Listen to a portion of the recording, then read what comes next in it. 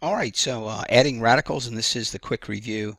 And what I'm going to do is deal with addition and subtraction at one time.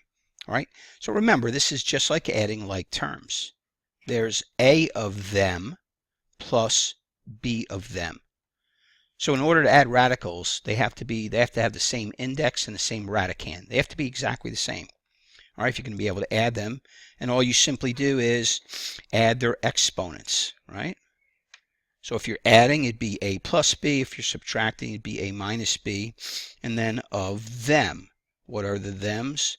The nth root of x. Okay? So just add the coefficients. All right, so let's deal with this situation here. If I can ever get it uncovered. All right, how about 8 times the cube root of 5 nz squared minus 15 times the cube root of 5 nz squared? Really, really easy problem.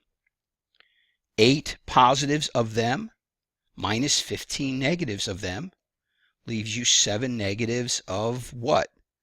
The cube root of 5nz squared. That's it. All right? Positive 8 of them and a negative 15 of them, just like adding like terms. Well, what about this situation? This is what we'll usually get students. Student will look at this and say, oh, I cannot add them because they don't have the same radicand. Okay, well, be careful there. Maybe they do.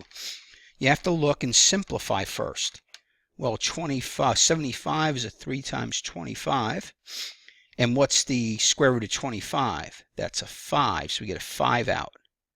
So this one is now 20z times the square root of 3n. What about this one? All right, 4 times 3. Square root of 4 is 2. I get a 2 out. What is that one? Plus 22z times the square root of 3n. See how we now have like radicals?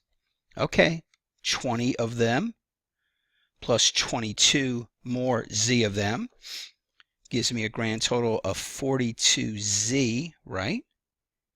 20 z's and 22 more z's is 42 z's of them of what's? Of the square roots of 3n. Adding radicals. It's just like adding like terms. You add the coefficients.